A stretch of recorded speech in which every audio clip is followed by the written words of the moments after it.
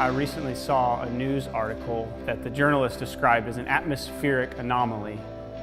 You see, at the Grand Canyon, the park rangers had showed up early one morning to find it completely filled with fog.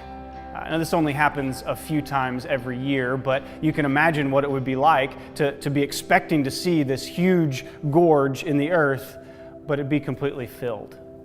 Visitors that day had to just imagine how deep the Grand Canyon was because nearly the whole day it was filled with this fog. Now, in this series, we have been mapping out what it looks like to be a true worshiper. And it's possible, even likely, that you've tried to implement these things into your spiritual life. You have tried to worship as a true worshiper. But it kind of feels like you come up to the Grand Canyon and it's filled with fog. This greatness of God, the vastness of who He is right in front of you, but you can't see it. There are things that distract us from worship. In this series, I want to try to answer this question. What if I don't feel like worshiping? Have you been there? I mean, you show up to church on a Sunday morning and the music's too loud or the music's too soft or the songs are all in the wrong style, the lighting is bad, the sermon's bad, that solo is definitely bad. We get distracted. And maybe sometimes it's not something that meets you at church, but it's something that you bring into church with you. You're financially or spiritually or emotionally exhausted and your worship becomes distracted. There are many things that can keep us distracted in worship. There are many things that fog our worship from seeing who God really is. Some of them are our own doing. Some of them are from our own spiritual immaturity or our selfish pride. But many of them can be seen as acts of the enemy because he knows how dangerous a true worshiper can be.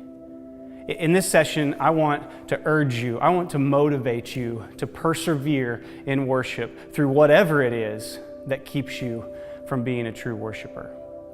I'm reminded of the story in Acts chapter 16 when Paul and Silas are thrown into prison for preaching about Jesus. Now, the circumstances were not ideal. The atmosphere was the exact opposite of perfect. And here they are in this prison and they have a worship service. They're true worshipers. I'll pick up the reading in verse 22. A mob quickly formed against Paul and Silas, and the city officials ordered them stripped and beaten with wooden rods. They were severely beaten, and they were thrown into prison. The jailer was ordered to make sure they didn't escape, so the jailer put them in the inner dungeon and clamped their feet in the stocks. Around midnight, Paul and Silas were praying and singing hymns to God, and the other prisoners were listening. The motivation for worshiping, even when you don't feel like it, is this. True worshipers persevere because a hopeless world is seeking.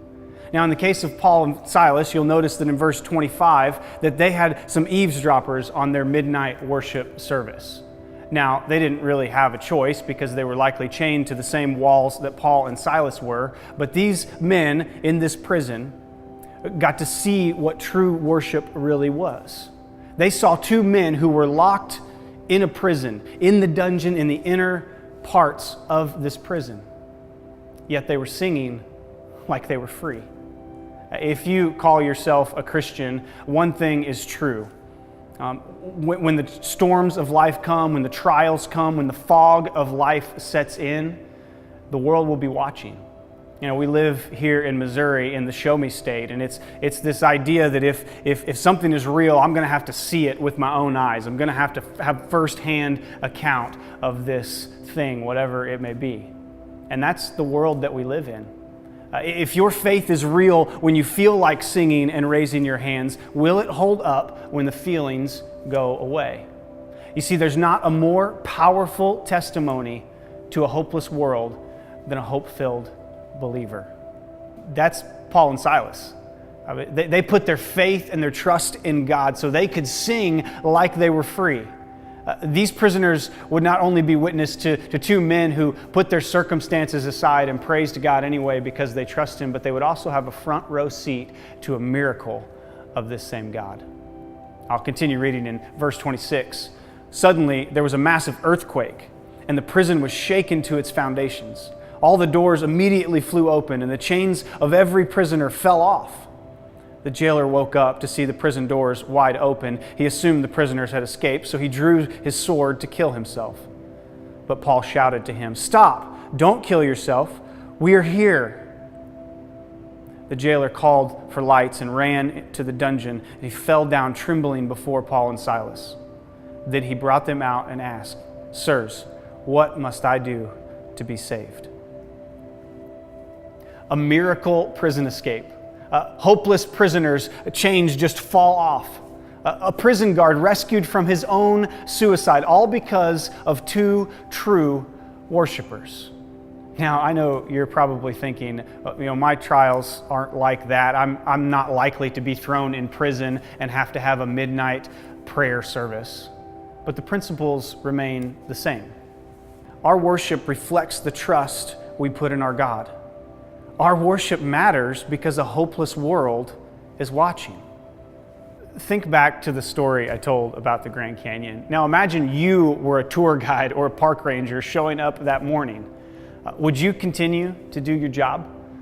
As visitors started to pour in, would you try to describe to them the vastness and the greatness that is the Grand Canyon? Or would you look at the canyon and say, "That's foggy today. I'll just call it in sick. We'll just cancel tours for the day"? As true worshipers, we are proclaimers. We are tour guides of the greatness and the vastness of who God is. And we can't let the fog of our circumstances get in the way of the world seeing who it is we worship. So what is it in your life? What is it that fogs up your worship? What is the circumstance that you persevere?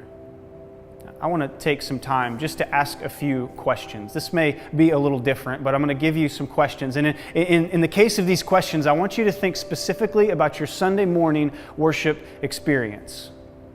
When you think about coming to church and worshiping on Sunday with the body of believers, I'll give you a few seconds to think and ponder each question, and then we'll move into our discussion time. What is it that clouds your worship the most?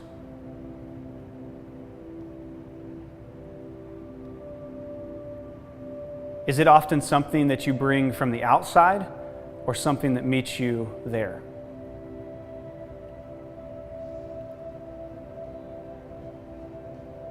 Do you tend to need a specific atmosphere to worship?